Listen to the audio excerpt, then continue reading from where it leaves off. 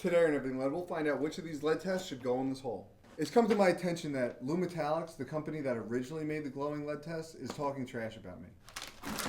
Today on Everything Lead, let's compare FluoroSpec to Lumetallix. Here's a pack of Lumetallix I ordered straight from the Netherlands. That's why it costs so much. It's getting shipped overseas. And I told them in the beginning, this is not a good way to do this. So here's their product. So you can see some stark differences in between FluoroSpec and Lumetallix. Number one, their bottles of liquid are tiny. The second thing is this flashlight. Let's find out if these comments on Instagram hold any bearing whatsoever. In order to do that, I got this tool right here, which will detect the amount of ultraviolet light coming out of the flashlights. In order to compare the flashlights, I made this little holder, which is going to tell us how much UV light actually comes out of these lights. First, Lumetallix.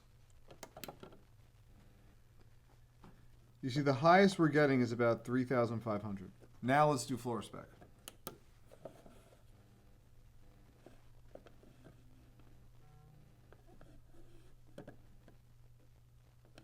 So the highest we're getting here is about 8,000 or 9,000. That's because I had this light made specifically for this purpose. This isn't a rebrand of a generic flashlight bought off of Alibaba. Plus, if your flashlight ever breaks, just hit me up for another one. It wouldn't be the first time, and I'm not ashamed to just send you another one. The other thing to note is the size of these bottles. You can see there's a significant difference in size and therefore the amount of tests you get. Obviously, more tests is better, and there's no reason to skimp on a reagent that's easy to make. So now that we've established which flashlight is superior, let's see which liquid is better. Behind me I have a sample of paint on this board. I'm going to test it with this XRF to find out how much parts per million are in there. The amount of lead in this paint is about 800 parts per million. So let's compare which of the reagents does a better job. This is a brand new bottle of Lumetallix. Watch this.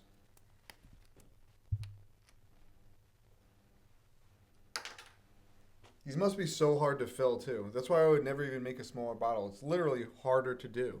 So let's test them both on this 800 parts per million lead paint.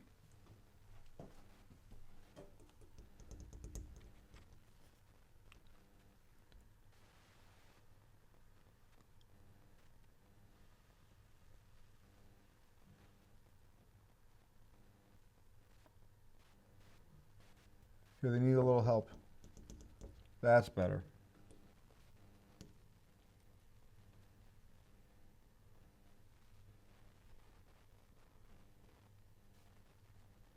It blows my mind that the people who supposedly invented this can't even make a competent version of it 5 years after they supposedly came up with it.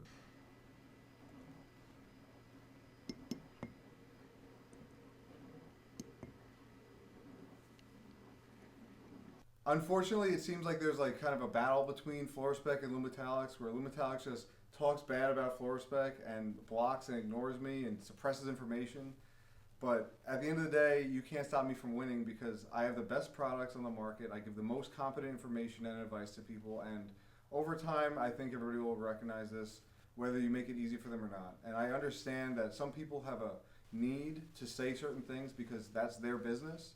And like, I guess I respect that. But at the same time, they're the opponents. Like, I don't know, I'm saying this is the best stuff for my business. But like at the same time, I can back up 100% of what I say with facts. And it's super easy to do when you're right. So when you have better information than me, let me know and I'll debate you. But if I'm wrong, I'm just going to change my mind. So it's not hard to be right. You just have to be flexible. It's Everything Lead.